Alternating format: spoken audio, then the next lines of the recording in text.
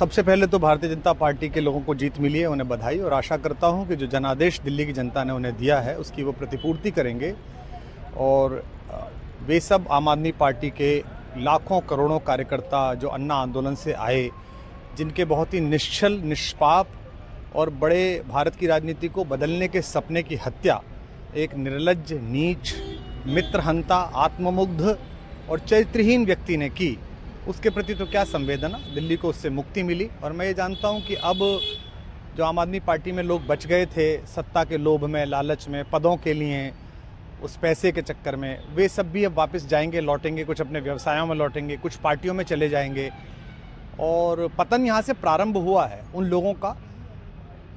मेरे लिए कोई प्रसन्नता का और दुख का विषय नहीं है, मैं बीच में खड़ा हूँ। प्रसन्नता इस बात की है कि करोड़ों लोगों ने आशा लगाई थी, करोड़ों लोगों ने, लोग अपनी नौकरियां छोड़ के आए थे, व्यवसाय छोड़ के आए थे, दुश्मनियां ली थी लोगों ने, उन सब की हत्या एक आत्ममुग्ध आदमी ने, एक चरित्रहीन आदमी ने अपनी निजी महत्वाकांक्षाओं की पूर्ति के लिए की।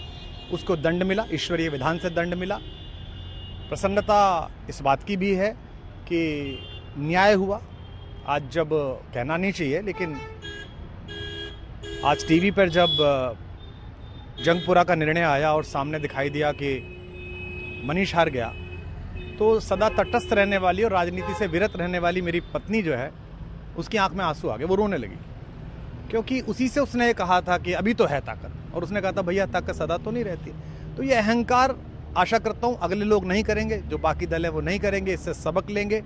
और दिल्ली के नागरिकों को मैं अच्छे शासन के लिए बधाई देता हूँ। अब भारतीय जनता पार्टी अपने नेतृत्व में सरकार बनाकर दिल्ली के जो दुख थे पिछले 10 वर्ष के, उन्हें दूर करे।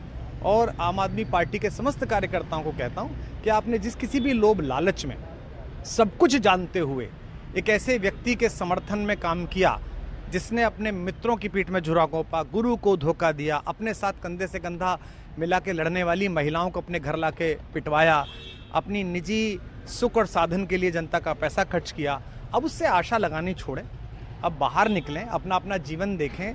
मुझे राघवेंद्र सरकार राम की कृपा मिली, जिनका ये घर है, जिनकी कृपा से मैं यहाँ खड़ा हूँ। मुझ पर कृष्ण कृपा हुई कि मैं इस निर्लज्ज सर्कस से बाहर आ सका।